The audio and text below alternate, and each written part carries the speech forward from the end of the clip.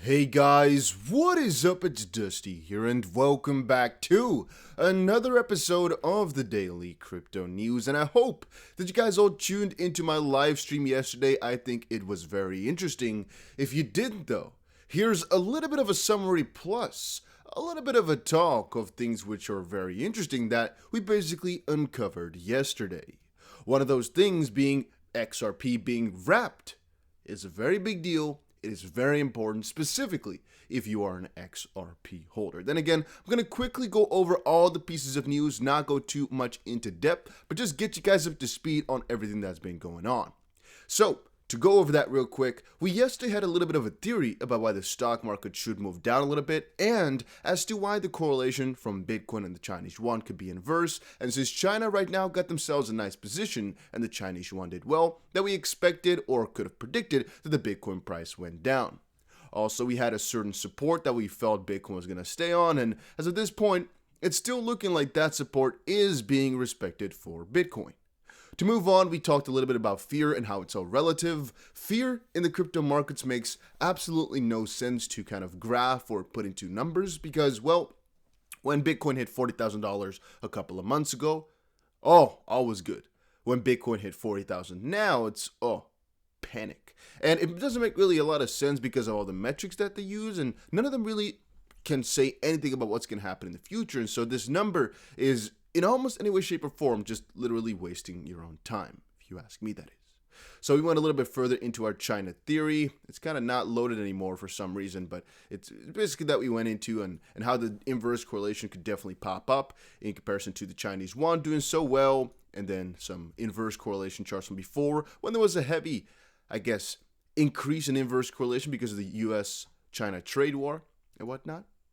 And that was rather interesting. I also told you guys to follow me over on Twitter. If you haven't done that yet, make sure you quickly go ahead and check it out. Let's see what else we had. All right, there was a breach of Olympus DAO. Apparently, it shed 30% of its entire price. And again, some articles are having a hard time loading because my computer just had a little meltdown of sorts, so maybe that's why. We had Crypt.com, which suspended withdrawals for a little bit. Wasn't really too big of an issue. Apparently, some users were saying they lost their funds, but it was all fixed rather quickly. And this Olympus DAO, if you don't know it, you probably shouldn't care too much about it. This we'll go into in just a second because the major part of today. Bitcoin predictions of $30,000 by Invesco. I told you guys don't worry about this because, long story short, any person who says there's a 30% chance of something happening, you have no reliance on. You can't really do anything with this information. If I'm telling you, well, there's a 30% chance the sun is going to fall tomorrow, and you have to make decisions based on that, you have a 70% chance of it not happening, meaning you're more likely to act against whatever he says than act for it. Meaning, if he's warning people that there's a 30% chance it's going to fall, then there's a 70% chance it's going to stay up, if I can deduct it right, deduce it right. So that basically means, well, we should be bullish, right? I'm not exactly sure how this could be like a warning when you're saying it has a less than 50-50 chance.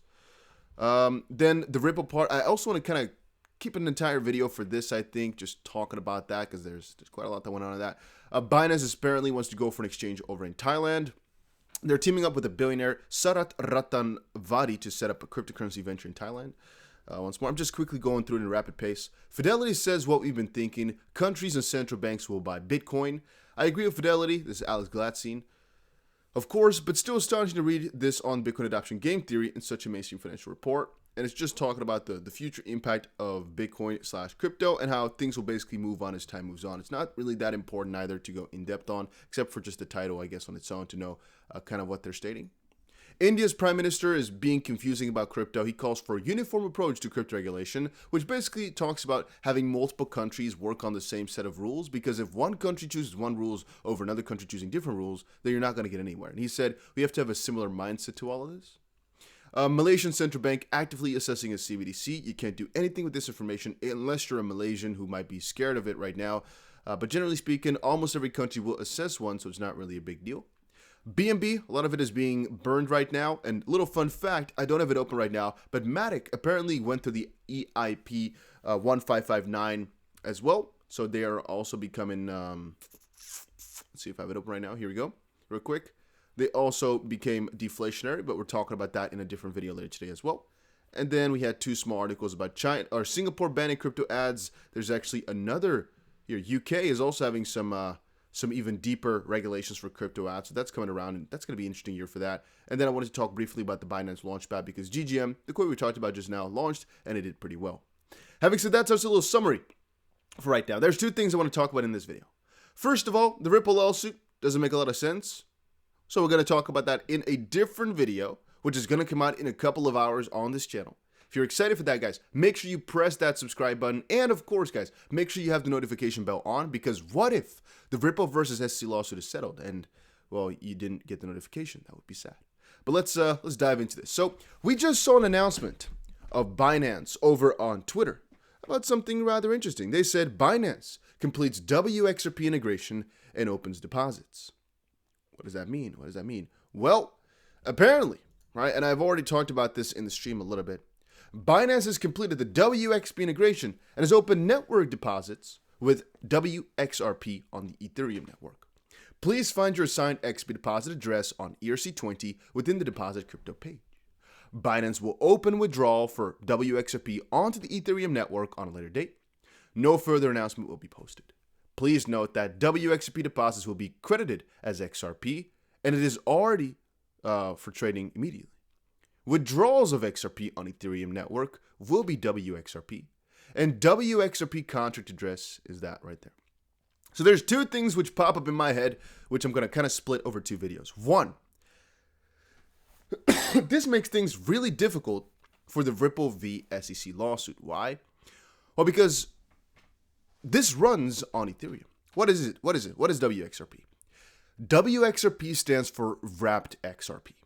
And that is basically XRP that is normally on the XP ledger, one-to-one on the Ethereum network.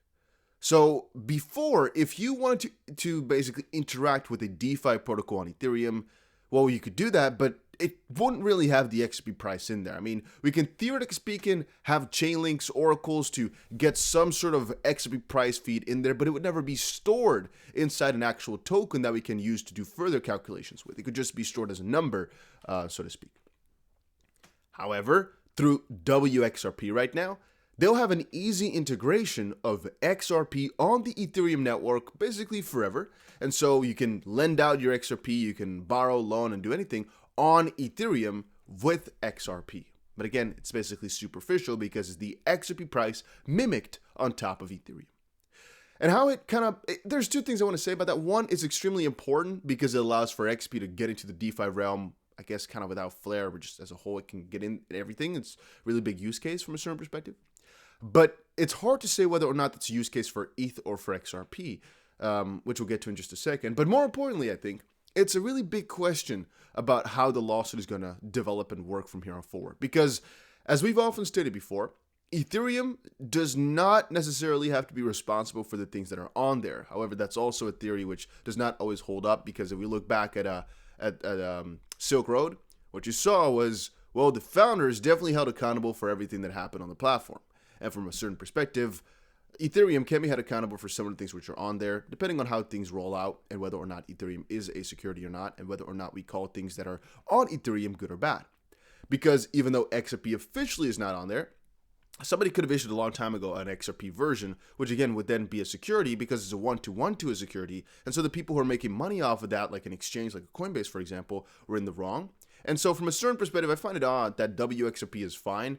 But I guess maybe it's because, no, it doesn't make a lot of sense. I wanted to say maybe it's because one-to-ones from securities are fine to go for, but that really doesn't make a lot of sense either, because Coinbase couldn't just make their own XP version and it'd be fine, right? Because they're still making money off security then. It's just a derivative.